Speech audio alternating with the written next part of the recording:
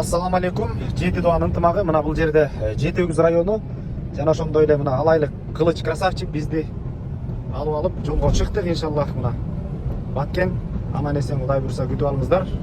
Жети Doğan'ın ынтымагына. Менже мырза кичине кысканышка кеп турат. Иншалла мени күткүлө деп коебуз.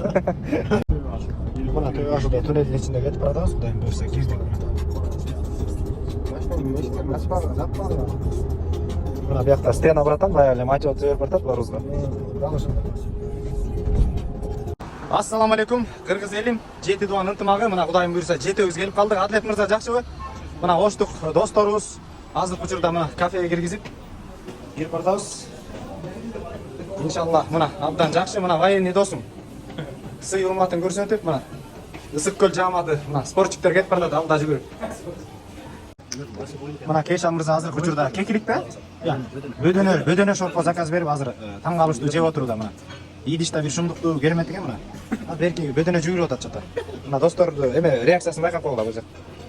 Мына оштук достор мына бизди тосуп алып азыр учурда Адлет мырза.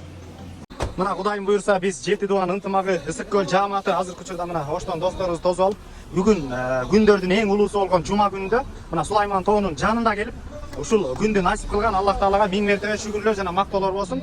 Чогуу жаамат менен мына жумага кирип баратабыз. Тугандар, инфраны деп коет. Жалгыз адамдын акысы чоң күнөө, анын акысын жеш.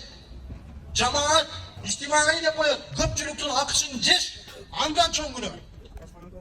Бирөөнүн акысын